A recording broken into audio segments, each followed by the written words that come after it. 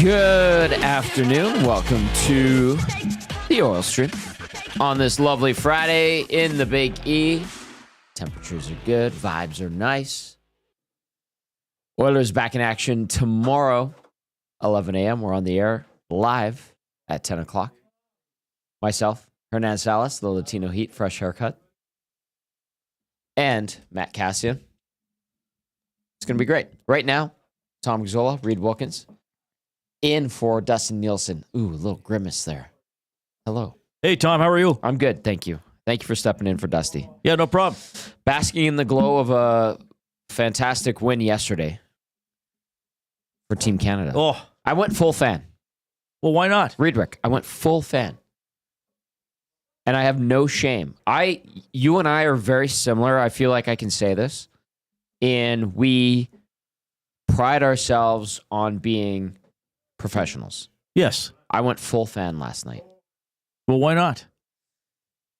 Good point. Can you describe what full fan means to you? Yelling, screaming, fist pumps in the air. When that maple leaf, when it flutters in the wind, Yeah. I'm in. It's got me. Yeah. Well, it's different with international sports, I think, than with covering a local team or tems. Yeah. I mean, because you're Canadian, so you want them to win. I was uncomfortably tense during the game. Like I Because actually you care. Yes. Your heart's in it. I was way more interested in this tournament and pulled into it than I thought it would be. I felt a little bit like when I was 13 watching the 1987 Canada Cup. And I know there was the 2010 Olympics and 2014 and 2002 and all those others. Like, you know, Canada's done well internationally, even though we've had disappointments. We've still done well most of my life. Absolutely. But I was pretty tense last night. And I think, as we talked about yesterday, and the lead up to that game, there was winning and then there was not losing. Like, you wanted to win, and you also really didn't want to lose to the United States in the United States with the other stuff going on, which can't be denied as a factor for part of the storylines. But yeah, I was quite tense. Like, just like during the third period, I actually remember thinking, is this doing damage to my body? How tense yes, because I felt like so. Well, I had shaky blood, which I explained yesterday on my show. When I would get nervous as a kid, I would say I had shaky blood. And Gager actually texted that. Did he put that in the group chat that he had shaky blood? He did texted text it to that me. in the group chat. And I know I got a tweet from William Mikespear about it as well. Nice. But it was but also not just shaky blood, but it's like, it feels like your internal organs are getting, like in the trash compactor in Star Wars, like just getting squeezed together. I was like, wow, is this healthy for my body? Like, what's happening here? But it was an incredibly tense game. I mean, there was just no room on the ice. There were moments both ways when, to me anyway, it looked like, okay, this team's got control. I mean, certainly first 15 minutes, the States were terrible and Canada looked good, I thought. And then the second period, I was like, I don't know if I like the way this way is going for Canada. And then Bennett got the goal, and there was just no room out there on the ice. Like, it was all these skilled players, but they're doing the right things. And then it also seemed there were missed passes. There were players falling down that I was surprised would fall down. It was just like, I'm glad it was only a best of one and not a best of three. I don't think my body could have taken it. Okay, I'm glad you brought that up, because there were moments in that game where I'm like, oh, what can Canada do to be better? And I thought to myself, well, stop, check yourself. These are the best in the world. Like, is there such thing as better? But you mentioned, like, the passes were a bit off, guys falling down. Maybe they were like too antsy and they were leading the passes a bit too much. That's the only thing I can think of. Yeah. Where I was like, just hit your passes, get it on the tape, don't lead them. But I'm watching that game, Reid, and I was like, I have no suggestions. Like, you watch an Oilers game, which we're going to see back-to-back Oilers games this Saturday and Sunday, and you're like, well, that guy needs to do that better. That needs to be executed better. Last night, I wanted to watch the game like that, and I found myself going, no, stop it, Tom. You're wrong. You can't watch it the same way because these guys are the creme de la creme. Is that fair? Yes, and I think it just really, well, let's look at it. It just came down to late game execution. One team is not obviously better than the other. And many nights in the NHL, I mean, if you look at the overall standings, the Winnipeg Jets should never lose a game, but they do. And usually it's when they lose a game or good teams lose a game, they make mistakes or they have an off night, right? But that game, sure, there were mistakes. And yes, probably Austin Matthews should have marked McDavid in that moment, but that happens. But it just was going to come down to execution in a key moment. Like, I don't think, for me anyway, I can't watch that game and say Canada is obviously had a better team than the United States. Correct. I can't say that. Canada, they both had really, really good teams. But it was just going to, once it's tied after two periods, it's who's going to make the plays in the big moment. And it turned out Binnington and then Makar, Marner, McDavid. Yeah. It was like an NFL game that wins, is 38-35 and one team wins on the last play of the game with a field goal. You can't say one team obviously kicked the crap out of the other team. You executed in the big moment. And that's what Canada did. And it's great for Oilers fans, for Oil Country, that it was McDavid that got the winning goal. I think things get overblown sometimes. Of course. I'm not, that's the do. passing of the torch, Crosby to McDavid. No, it isn't. Crosby's still a great player. Crosby could have won tournament MVP in my mind. Nothing against McKinnon, but he had a very good tournament. Yep. But it is sort of fitting that McDavid got the goal. That and then now again, it's another thing ticked off for McDavid. And the Great McDavid point. detractors, all they can say is that he hasn't won a cup. That's all they can say. I mean, and I guess in Olympics, but he hasn't had a chance to play in the Olympics. So the one best on best men's tournament he's played on, he scored the tournament winning goal. So that's another little He's pretty damn good. check mark for him. Pretty damn good. But it was just it turned out to be a very compelling tournament, much more than I thought it would be. Every team played very hard. Mm-hmm. I mean, even Sweden going right to the end when they were already eliminated, beating the United States. There was I didn't buy whenever somebody said, "Oh, it's going to be a glorified All-Star game." I never bought that. Not a chance. But there was more physicality and anger than I thought there would be. I love that. Which I loved, and even the fighting back on Saturday night. As you know, I'm not like a fan of staged fighting when it's like, and I realize, Luke and Louie tell us all the stories of why that happened, why it was like. I get that, but as a viewer, I was never as pulled into the staged fighting as much.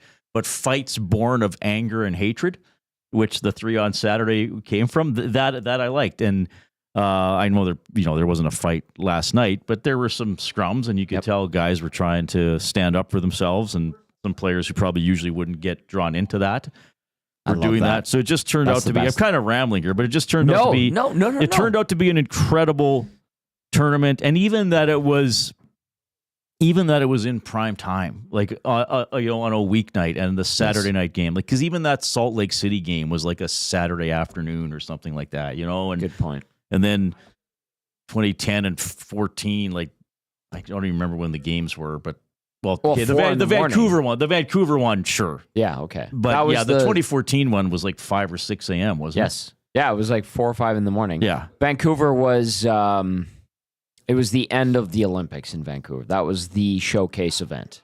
It was right before the closing ceremonies. Yeah, exactly. That was the coup de grace. Like, it was phenomenal. I love the way you describe that, because it's okay to, I feel like this is the one time where I'm like, okay, you can let that happen. You can be a fan. You can describe it the way you did. And I think that was, the way you did that was articulate, well thought out, as usual, and eloquent. Well, thanks, Tom. I'll just sum it up with that. That's what I'm going to sum it up with. I personally I was fired up, Tom. I was angry. I used expletives. I used short words. I was not as vernacularly distinguished, if you will. Right. When I you watched were the watching game. in a large group of people. I was, and Jay Milne was there, your co-host from 3 to 6. Yeah. It was fantastic. I do like the demeanor of Team Canada, even after winning. I respect that. I think that is a nod to the Olympics in 2026 as we look ahead. I mean, we should bask in the glow of what happened last night. Don't get me wrong. It's great that Canada won. It was kind of a screw you to the United States, and that's fine, and that's good. And I love how our nation rallied together. I love the messaging. For the most part, there were some people that were weird. I'm just going to say weird, maybe disappointing. What a rally cry for a tournament that was supposed to be just kind of a whatever, like smashed together, bastardized World Cup of Hockey, which is a fair description of the Four Nations face-off, but it became much more than that, and I was fully in the moment. I respect it, and I think the NHL did a good job with it. Yeah, and I was thinking too, going back to the last Wednesday's game against Sweden, I right from that game, I realized I was more pulled into the tournament than I thought I was going to be. And then just seeing the Canadian jersey, the feelings that inspires. Yes. And yes, seeing an Oiler on Team Canada and not just, here's a guy who barely made the team and is going to play 7 minutes a night, like the Oilers' best player and the best player in the league. So, and then that turned out to be a really good game too. So I got pulled into it right away. And, I know it's not the Olympics and I know it's not a World Cup. I know it was only 4 teams. Mm-hmm. And I often say that, hockey has international tournaments for a sport that's not played internationally. But really, the only sport that has that is soccer. Soccer has the World Cup where almost every nation in the world plays soccer. True. And yes, there are big dogs that usually are very good and win a lot. But you can get the Icelands of the world. Didn't Iceland make the quarterfinals in a World Cup? Yes, they did. Morocco go to a semifinal? The clap. Yeah, so there can be, even in the World Cup, like if you're the 32nd seeded team, or I guess they're expanding to 48, but whatever, it's still really hard to make the tournament. So like soccer is a truly international sport, right? And then with hockey, it's like, okay, well, the Olympics is going to have 12 teams or whatever, and the old Canada Cup used to have 6, and the World Cup's going to have 8, and at the one World Cup, we had to have a team just named Europe, and we had to have a team just named North America. Like there's these gimmicky things. But when I think about it, international hockey tournaments are still better than most other sports that have international tournaments. I'm sorry, because some people won't like this comment. I think the World Baseball Classic is a joke. Really? I'm starting to like it. There is nothing in that for me. Now, I realize the last one had the Ohtani Trout showdown at the end, right? Which was awesome. But you have players going back to their grandparents to put them on teams, to fill out rosters. Yeah. There is nothing compelling to me about that tournament. I'm sorry. And don't they have pitch limits and all that kind of stuff? They do. Like this was a true hockey tournament. Yes. Basketball, I will say, has improved. The Olympics was good. The United States gets challenged. The United States doesn't win all the time. Canada has done well. Yes. Basketball's improving, but I still think when you get these true international best on best hockey tournaments, they're not watered down. Like I would argue the World Baseball Classic is watered down. And if people want to correct people want to have another opinion and give me evidence as to why I should change my mind, that's fine. Mm-hmm. International basketball, yes, interesting. And there is a deeper roster of nations than there were, in the 80s when the States would just cakewalk everybody. Yes. And I guess, the Soviet Union would be good. But, if you look at some of the international hockey tournaments, they are trying their parts off. Their sensitive male areas off. Going back to 72. Great reference. Going back to 72. It was a 2-team tournament, but they hated each other. Yes. We had a Canada Cup. We had 81, 84, 87. Like even the Soviets winning 8-1 and 81 in the final. That was huge. Us winning in 87 in that classic series. And there was true, it was true hatred and a true rivalry. And I think that is lacking in other sports on the international stage. Maybe not in international football. Well, you can't hide in hockey because of the physicality. You can't hide right? on the ice. You cannot hide. Right. That's why. I think that's the beauty of the sport. Right. You can't hide when you're on the ice.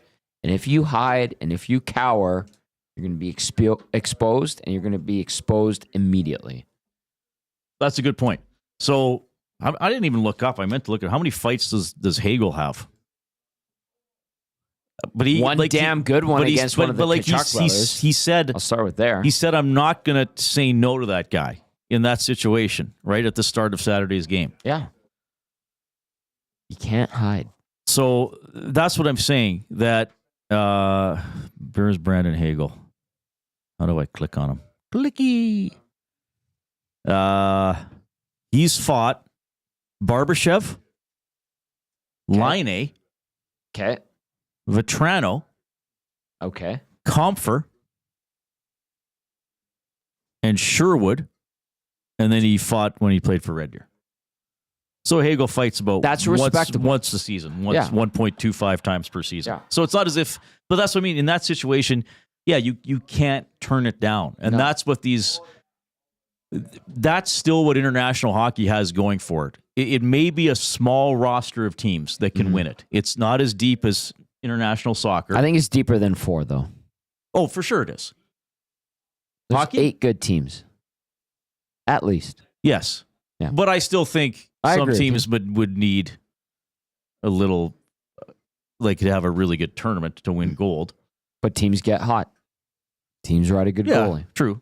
Yeah, and we've seen Switzerland, Germany, and even since Czechoslovakia split into 2 countries, they're usually still both pretty good. Both of them are great. Right. They have great players. But this is just a whole roundabout way of me saying why I got pulled into the tournament, because, and you made a good point, in international hockey, like, you can't hide. I realize it might be a gimmicky tournament, but the rules of hockey didn't change. And once like I said, there wasn't pitch counts. They didn't say, okay, no goalie can play more than 2 games. Great point. You know, they didn't say you have to dress everybody on the roster. They didn't say you can't play somebody more than 20 minutes a game. You know, like they went out and played actual hockey games, and maybe even better because they had 10 minutes of 3-on-3 overtime, which I hope they do in the NHL. I really like. So that this is just a long way of me trying to verbalize why I got pulled into it, beyond just being a Canadian and wanting Canada to win. Like, it was actual, real, excellent level hockey. Phenomenal hockey. 780-218-9999. Text us. Let us know your thoughts on what we saw at the Four Nations face-off, maybe looking ahead to the Olympics in 2026. I don't think we need to look ahead to the 2028 World Cup. Absolutely. Interesting thought on the World Baseball Classic. I'm warming up to it, Reid. But I understand. You're right when you talk about pitch count, minimizing players, how much they play. Maybe I'm getting too soft on the idea, or too accustomed to guys having limits how much they play in basketball, because we hear about maintenance, right? Kawhi Leonard was at the forefront of that. And then baseball, like, don't get me wrong, the pitchers, those guys, I understand there's a science to it. There is an equation to it mathematically. These guys, they basically have to have Tommy John surgery. Like, if you don't have Tommy John surgery and you're a pitcher, you are an anomaly now. Well, yeah, Sabrowski had, our guy, Eric Sabrowski, had it twice. Yes. Good Edmonton boy, by the way. By the way, the oil stream with Tom Gazzola and Reid in for Dustin today, presented by Boston Pizza. Buy 1 medium or large pizza, get the second 50% off. It's pretty good. Get out of here. Yeah, I'm serious. I would buy 1 and get 50% off for you. Oh, thanks, buddy. Thank you. Remember they brought us heart-shaped pizzas last week? I missed that. Oh, you weren't here for that? They were very good. I just go with the classic pepperoni. So good. Not always adventurous with pizza. Well, first of all, you can't get it wrong with a pepperoni. They have the Meteor pizza, is phenomenal. What's on that one again? Sausage, ham, pepperoni. Why do they call it the Meteor? It's a lot of meat. Oh, it's MEA. It's a pun. Like a big meatball coming from outer space and landing in your yard. Yes, exactly. The Meteor pizza Absolutely delicious. By the way, you can have one on the 27th with me. Ooh. At Westgate. Curious. When we're back there for the pre and post game show. Which game is that? Is that it's a 4:30 start? Is that when they play Florida? Yeah. So that's the game that got moved, right? Did it? That game is now at 5. So we're going to be on Tampa the air Bay at game 4. is 5:30. The Panthers game got moved up half an hour from 5:30 to 5. The NHL PR snuck that out a couple days ago. We're cutting into your show, and I apologize. Well, it does anyway, right? You want to stick around for that show? Well, you guys do, and then we come back for an hour, right? We do 5 to 6 while the game's on. Yeah. It's going to be great. Yeah. I love that. It's going to be really good. It's going to be really good. It's going to be awesome. Okay. Text us your thoughts on what happened last night. We're never going to see the Four Nations face off again. It was one and done. It was fantastic. If you're the NHL, Reid, you are absolutely rolling in money and giddy with the most glee because everything went right. Absolutely everything went right. Now you have new hockey fans. You have a pissed off American fan base. Yeah. You have a pissed off American team. And they're already teasing 2026 in Milan. Well, and Cortina. I guess my question will continue to be, and here's my cynical, curmudgeonly side. Bring it on. Showing for this. Does this make new hockey fans in the United States, or did they just watch last night's game? Makes new hockey out fans. Of curiosity Makes new hockey / hatred for Canada. Makes new hockey and then fans. They go away. You think so? Yes. Okay. Yep. Makes new hockey fans. A lot or a few? A few. Okay. You know what it does? It creates interest. I had American friends, old neighbors from Phoenix, texting me about that game last night. Well, that's good. Okay. You want to talk about like the Sun Belt? I think the Sun Belt generally is into hockey because Dallas has been a good hockey market. Texas likes hockey. No denying that. But the Southeast is a tough sell. Outside of like Florida, where you got the Lightning and the Panthers, Louisiana, you saw, it was a Kevin Weeks that was saying that there's interest from New Orleans. David Pagnotta has been talking about that for a while, that the NHL might be going to New Orleans. Oh, wow. You watch Hello Hockey. It's that chunk of the population that you drew in. Are they going to last? That's the thing. Maybe not. Yeah. Do they have an interest? Are they open to it? More so than they were 2-3 days ago. And I think that's good. That's incremental growth. And I think that's that to me, that's a good thing. Our game is phenomenal. Incremental growth.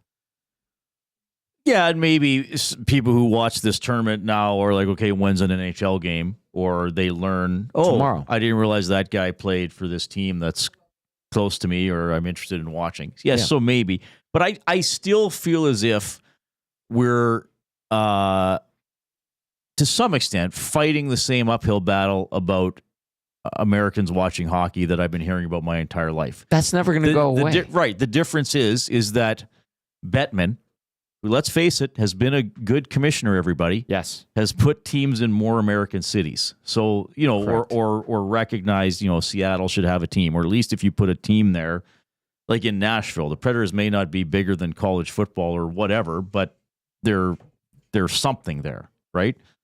But yeah, I still don't know if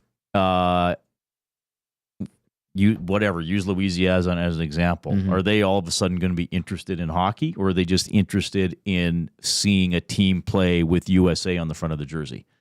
That's fair. Like, do they want to see, I wonder what McDavid looks like when he plays for the Oilers. I'll watch this matinee against the Flyers on Saturday. I don't know. I don't buy into that. I do think last night's game got interest because it's an international event. Mm-hmm. And there's, a long-time hockey rivalry now between the two countries. There's a couple of things that could be said about that. A, why do we give, what the Americans think? Because if they watch, that's more revenue. Because there's so many people. Valid. Good answer. But that's because I'm not surprised you would come up with that because you are sharp. But as a whole, it's like, seriously, like, why do we give two what the Americans care about when it comes to sports? And it goes back to like the football argument as well. Oh, Americans don't care about the CFL. Why do we? Why would they? Exactly.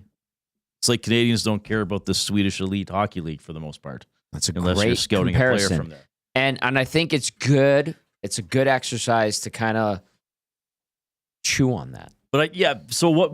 We don't need the U.S. to like hockey to validate our love of it or whatever. Yeah. But I think we need them to watch more hockey because that means more revenue for the league as a whole. And if you're wondering how the NHL is doing, great. Record revenues last year, on pace to break that this year.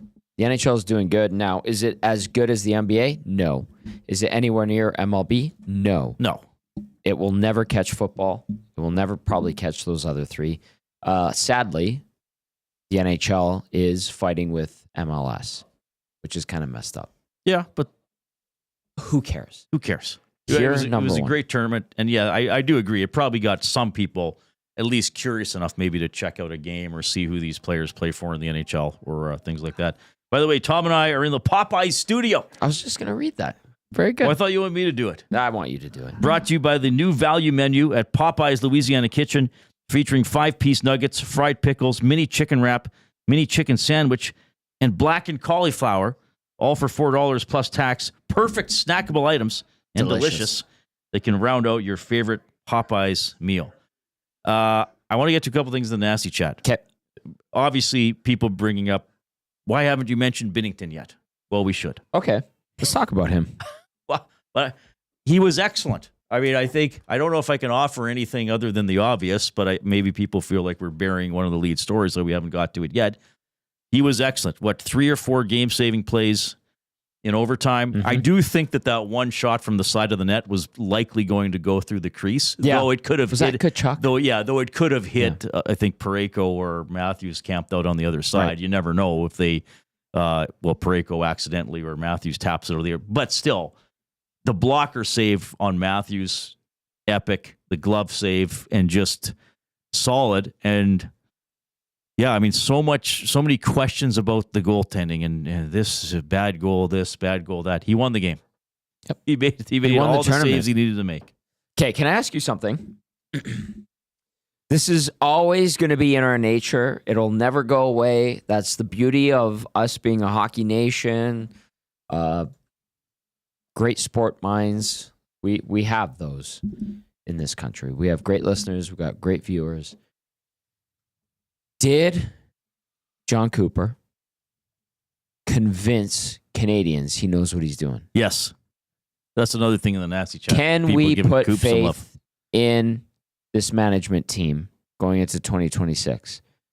I know there will be those that have some doubt, and there always will be, and that's fine. You know what it does? It creates great conversation, Reid. But can we look at John Cooper in the same light that we looked at Mike Babcock? Forget the crap off. Right, the Canada part.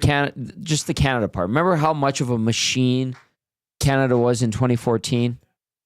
Can we have faith in John Cooper? And you said yes. The short answer is yes. Yes, of course. Are we going to second guess him? Well, yes. I think, of course, there'll always be second guessing of hockey decisions in this country. Of course. That's the nature of it. There's a guy out there that coaches U15 Tier 1 that would say to you, I would have had so-and-so on PK1. Did you talk to this guy?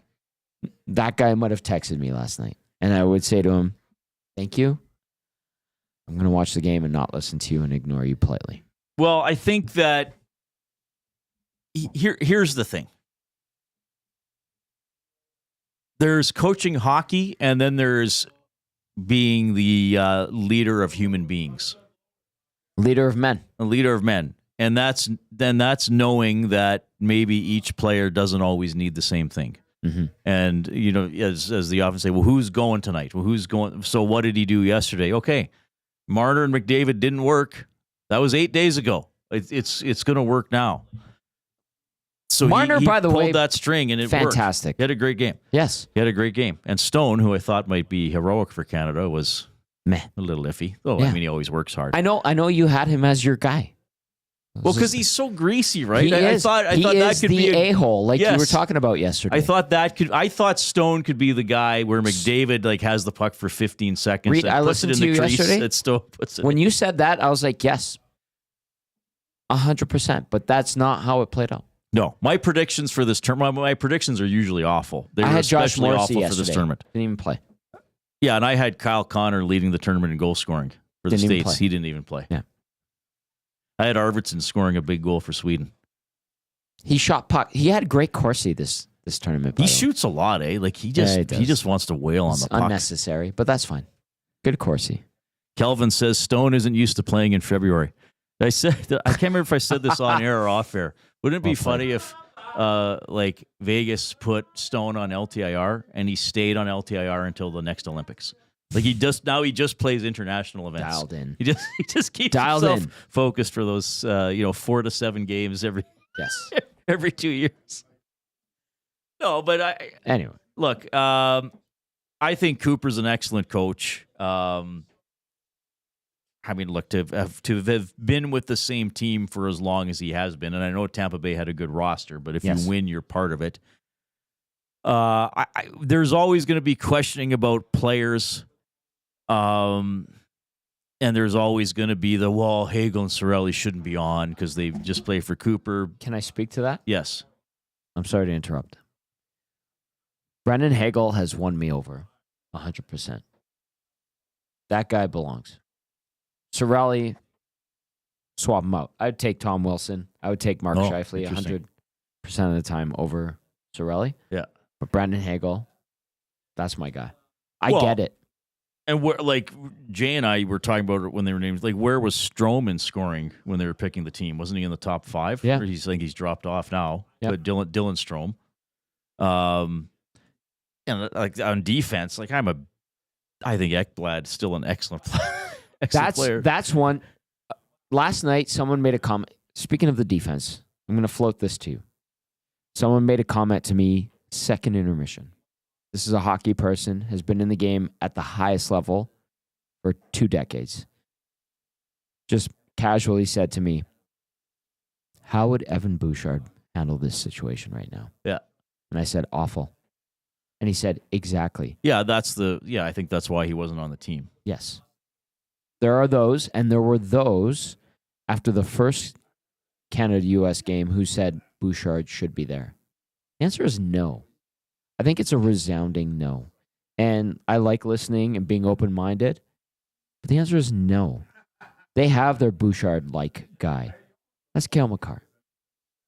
Well, that's the thing, right? If you're looking for a certain type of skill set, and Bouchard does have a good skill set, and I often say he's going to be, he'll be an Oiler for the rest of the year. We'll see what happens in the summer with the contract and how he plays in the playoffs. And by the way, playoff Bouchard last year was much sturdier and more physical than regular season Bouchard, though he's still not a physical player overall. I know, but he can. But this is the interesting thing though about picking these teams. They're not just looking at the stats. Like, again, Dylan Strome's a great example, but I don't see him play that often. So they're looking at, okay, who might get in a shooting lane? Who might lay a hit? Who might jump into a scrum to help a player? Who might, be the extra guy or who might fight to push a puck out inside his own blue line? The whole right side of the puck. Okay, to tie it into Oilers stuff, why did Jeff Skinner get scratched and have ice time cut earlier in the season, even though he had as many goals as other players who were playing? It's because he didn't do those little meaty things that are part of hockey, right? Valid. So Cooper trusts Hagel and Cirelli to do that. Now, can Scheifele do it? Yeah, probably. Can Tom Wilson do it? Yeah, probably, and some other stuff. If Kachuk lines up across from Matthew Wilson or from Tom Wilson in Montreal, does he challenge him? I don't know who knows if he does or not. Thomas, please, but do your thing. Yeah, that's what I would say to him. But that's the fascinating thing about. And here's the thing: Canada didn't lose. Like, was I thrilled that Travis Sanheim was on the team? When I think about Ekblad or some other players. But then you watch the tournament, it's like, well, he's not a liability. Like, they're not Thomas Hickey up. was excellent last night, by the way. Thomas Harley.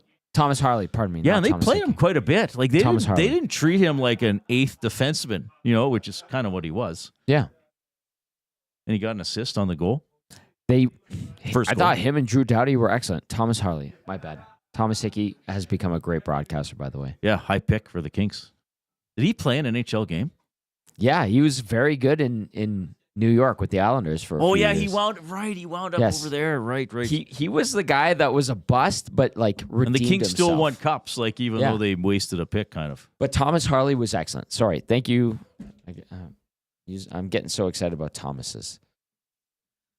But Thomas Harley stepped in admirably yesterday. He was phenomenal. Do you know where his dad played university hockey? Can I guess? Well, let's see if people put it in the nasty chat. Nate. Where did Thomas Harley's dad play post-secondary hockey? Luke. See if people know. He was a Griffin. Can I float something to you? Yes. Do we have time? Yeah, we're on until 1, baby. Yeah, 12:55. Thank you for dropping that baby on me. You and I think we've had so many great conversations about hockey. We talk about the what ifs, and I want to float one to you. What if Canada lost? Yeah, I think about that too. And like I said, late game execution. To me, I hope I'd be saying the same thing. It was a close game. They played great. They didn't make the play or get the save when it counted. Again, Canada, neither team was obviously better than the other team. If you look at the whole tournament, I don't know if one team was obviously better than any of them. The Finns, I guess, but that's it. And the Finns put up a hell of a fight. Yeah, like they were still all excellent rosters. Yes. But this is why we celebrate Canadian hockey, because in the tensest moments on really big stages, we have come through several times. Yes. Okay, Henderson. Again, it was a 2-team tournament, but I want to remind the young people about 1970. And by the way, I took a lot of heat for what I said for about 72 yesterday. I fully understand, but Cal in the Park and I had a great conversation at Hudson's yesterday. I do not disparage 72. All I was saying yesterday. It's a different environment, right? Like, again, it was a 2-team series. Yes. But I just want to remind people in terms of what I'm saying here about Canada coming through in the clutch and winning close games. Yes, Wheels. Brian Harley was a goaltender for the U of A while I was going to the U of A. He was the third goalie. He didn't play a lot. So 72, Canada's in Moscow, down 3-1 in the series with 1 game being tied. Mm-hmm. They won 3 games in a row. Don't forget that. And Henderson got the game-winning goal in all 3 games. So that wasn't just, it was a back and forth. No, Canada was on the verge of, quote-unquote, losing the series. Yeah. Okay. They got booed in Vancouver. Right. Phil Esposito. So then, then 87's a big moment. Canada's down, loses game 1 in overtime. Game 2 goes to overtime. Fewer made a couple great saves to get it into double overtime. Mario scores the winner. Okay, so 2002, we win. We didn't start the tournament well, right? Weren't they 1-1-1? 5 or 6-2 lost to Sweden. 2010 don't start well. Appear to have the game won, have to go to overtime, but get the big goal. Yes. And now last night and some other games along the way. And clearly there have been disappointments as well, but Canada's always there. And in big moments, Canadian hockey has come through. Mm-hmm. So I think that's why it's celebrated for us. It's not that we're winning games 8-2. It's not that we're winning games like the Dream Team won in the first couple Olympics when they sent NBA players, right, and just asserting dominance with no competition. It's that, even though the international stage might not have a lot of players on it, Canada is pushed. Canada does play tense games, yes, and Canada wins. So if Canada would have lost last night, no North Side sandwich, I wouldn't have said the tourney means nothing. I would have said the tournament, the same things about the tournament that I'm saying today, but it's another moment to celebrate Canadian hockey. The tension was high, the chips were down, and our team executed and made the big play. Wall. Balls to the wall. Is that what you asked me? Yeah, I think so. I'm very meandering today. That was a fantastic response. I have to say that. Text us, 780-218-9999.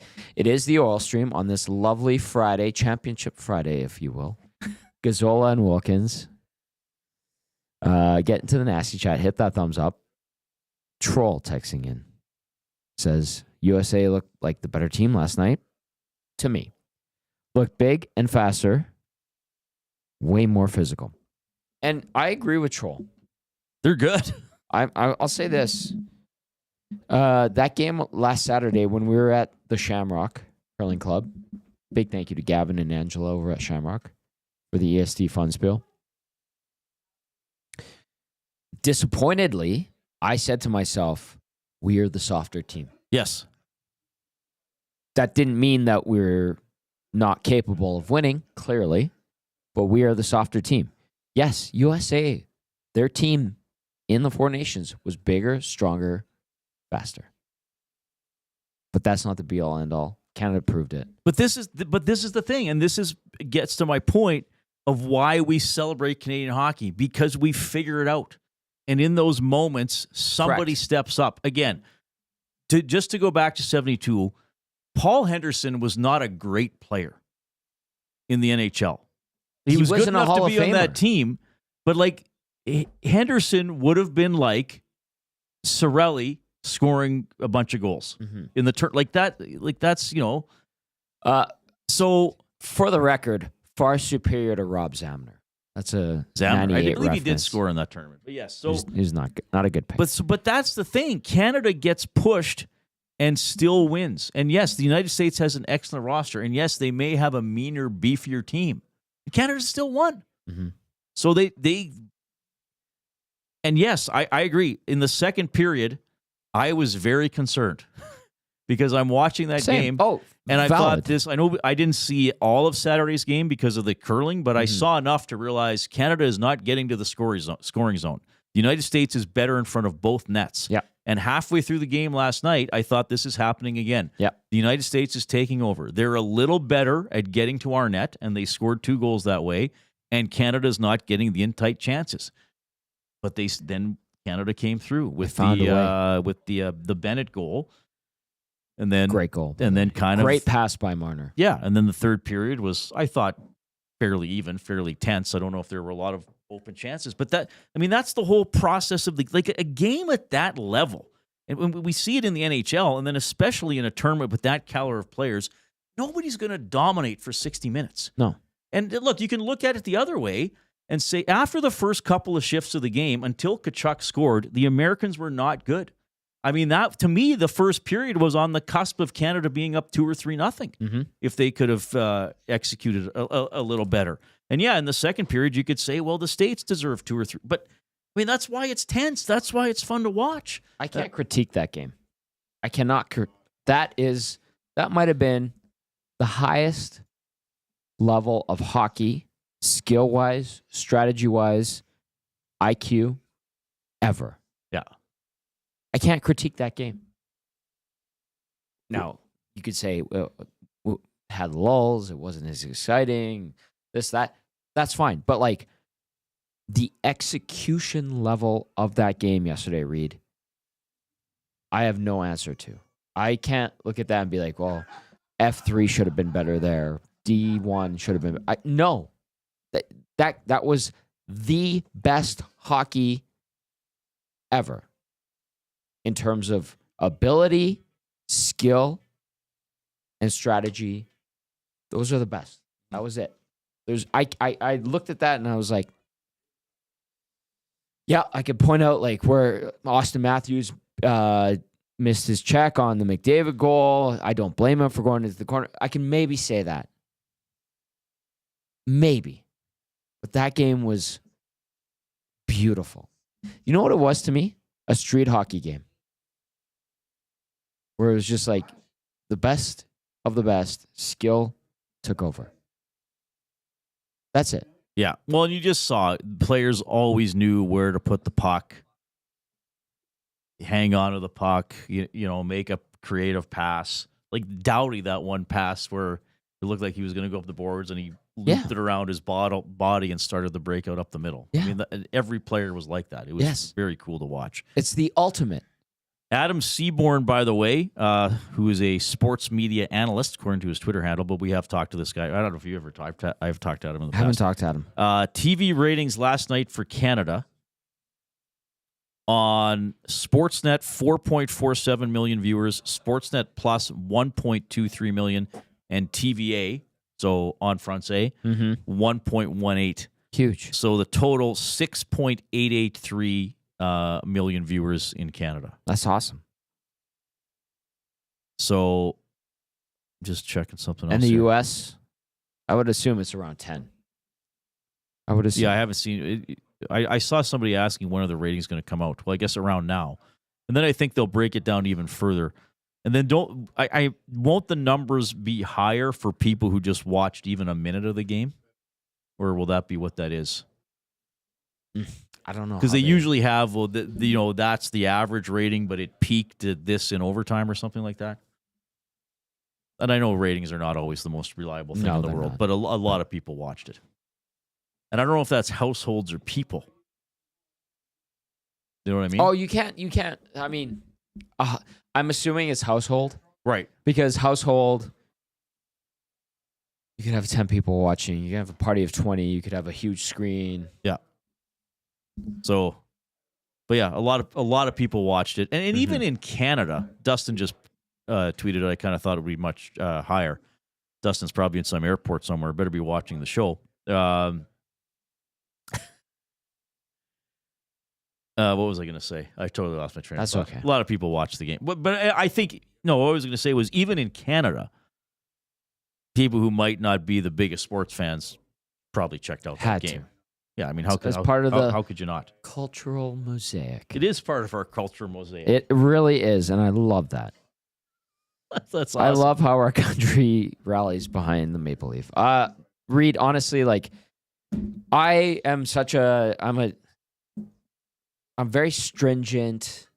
I'm old school mentality. Like, you don't cheer in the press box. You don't have a favorite team. I love the Elks. I grew up loving the Elks. And even I have to cover them, and I have to separate myself. I grew up watching the Oilers. I love the Oilers. But if they go 0-82, I tell people I still have a job to do. And it doesn't affect my emotions. What affects my emotions is how the city reacts, my friends, my family, all that. That's how I deal with, the Oilers and the Elks. But with Canada, different story. I'm in. I go balls to the wall, heart out. I did a huge fist pump, but that's the beauty of it. Like, you rally behind that. So to me, that was fantastic. Chris Cuthbert just posted something here on Twitter, and I don't think Cuth tweets a lot. Great guy. He doesn't. Awesome guy. The team which had the home dressing room in the tournament, 0-7. Crazy, isn't it? That is kind of weird. So that would have been the team that had the last change in every game. I didn't even pay attention to who they designated home or away. Well, obviously it was the States US last was night. Obviously the home team, yeah. But if Canada would have finished in first place, they would have been the home team for that game, even though it was in Boston. Yep. In terms the US of last change, had the Habs room. They were talking about Canada, USA, and they were talking about how, like, the Americans were looking at all, like, the memorabilia and the history and that. It's a cathedral of hockey in Montreal, and you know what? Boston, Chicago, New York, also cathedrals of hockey. Yes, equally. Well, you've been there, yeah, equally, and some Canadians might gasp at that and say, You're talking out of your, you know what? Seriously, like, they know the game. They respect the game. They love the game the same way. All right, we better do keep it or clip. Sorry. We better do keep it or clip it. I have something prepared for you. Keep it or clip it for Tommy Guns. At Tommy Guns Original Barbershop, we believe a great haircut is more than just a quick in and out. It's about the whole experience. That's why we follow the code. A commitment to deliver the best barbershop experience with every time you visit. From check-in to the finishing touch, every step is crafted with care. No appointments needed, Tom. Just walk in, relax, and we'll take it from there. Great read. Tommy Gunn's Original Barbershop. Keep it or clip it. Boom. All I did for Keep It or Clip It is I prepared 3 trivia questions for you for international hockey. All right. They're not very good. Somebody yesterday came at me and said they would mop the floor with me in hockey trivia. So maybe they would. I doubt it. But yeah, these aren't great questions. I kind of got this idea last minute. Okay. So 2 of them are about the same play. So the 1987 Canada Cup. Okay? I was 1, but okay. Mario Lemieux scores the game-winning goal. Never heard of him. Late in Game 3. Who did he score on? Who was the Soviet goaltender? Not Trechak. No. I don't know. I honestly don't know. I know it wasn't Trechak. Sergei Milnikov. Okay. Okay. Who, I found out this out today, became the first Soviet goaltender. And from that era, I still say Soviet because they were Soviets. That was what the country was called. I know it was basically Russia, but they had other now nations as part of them. Mm-hmm. He was the first Soviet goaltender. A couple years after the tournament, he became the first Soviet goaltender to play in the NHL. For what team? Do you need to know the player? No, it was Milnikov. For what team? What team did he play for? Become the first Soviet goaltender. I want to say like New Jersey. It's a team that's no longer in the league. Hartford. Winnipeg. Quebec. Okay. Sidorkiewicz. Also, the Polish prince. Came out of the Iron Curtain. That's another guy. Goalie-wise. Okay. Dominik Hasek. Yes. Would have been under that as well. Well, he was in the 87 Canada Cup on the Czechoslovakia. Yeah. And I believe their other goalie was Pasek. Hasek and Pasek. Yes, and Pasek in Ukrainian means puppy, and at the time we had a dog named Pasek. That's beautiful. Yes, looping it all together. Okay, so Milnikov played for the Quebec Nordiques. Right, cool. And the final question, the 2010 Golden Goal. Who were the 4 Canadian players on the ice, skaters on the ice? Because it was 4-on-4 overtime. Iginla. Yeah. Crosby. Yeah, easy. Seabrook? No. Good guess, but no. Keith? No. Shoot. I watched the video and double-checked today. Pronger? No. You're halfway through the defense. Lay it on me, bro. One guy was in last night's game. Dowdy. Yes. Wow. And the other guy is maybe one of the best skaters in hockey history. Defenseman. Tom Gilbert. For Canada. Kidding. Scott Niedermayer. Scott Niedermayer! Is correct. All right, the Oilers do play tomorrow. Savoy is going to play. Some of this stuff we're just seeing updated during the show here. Savoy will play. I don't think... Have we seen anything for certain? Now, McDavid was offered the Flyers charter. Yeah. Along with Tortorella and Konechny and somebody else. Can't remember. Sanheim? Oh, right. Yeah. But I don't know. Just maybe. Listen, DK could send his own PJ for that kid. True. And it happens sometimes. Yeah, this is from Spec on Twitter. The Philadelphia Flyers invited McDavid to fly back to Philly on their charter from Boston. Yeah, along with Tortorella, Konechny, Sanheim. Obviously, he wasn't at practice today. I haven't seen anything if he's going to play or not tomorrow. Me neither. I don't know. I still think he's going to play. So do I. I know Gager and Cass yesterday on Two Guys said they don't think he will. I think he will. I respect him half lifting the trophy, by the way. That was, Jay and I will talk more about that. Yes, we wondered what the celebration would be. On ice, it was pretty good because it was an overtime goal. Mm-hmm. I feel as if maybe either do medals or do the trophy. Don't do both. Because the trophy thing was a little awkward. Yeah, it was. It was like they kind of wanted to do it but didn't want to do it. Yeah. Just let them get off the ice and get back to the NHL. This was fun. Thanks for having me on your program. Thank you for being excellent on my program. You want to wrap it up? Oh, I'm wrapping it up? I can wrap it up. Okay. Thanks for watching the Oil Stream. Thank you for listening to the Oil Stream. Coming up next, ESC Afternoons, Joaquin Gage, Hernan Salas, and then Reid Wilkins with Jay Milton. Who do you guys have coming on? Jed's on today. Boom. Yeah. That's it? Yeah, we'll see what else we come up with. Okay. It's a potpourri. Lovely Friday. For Reid, I'm Tom. Thank you for watching. Thank you for listening. Thank you for the text. We appreciate you. Coming up next, Hernan and Gager, EST Afternoons. Ciao for now.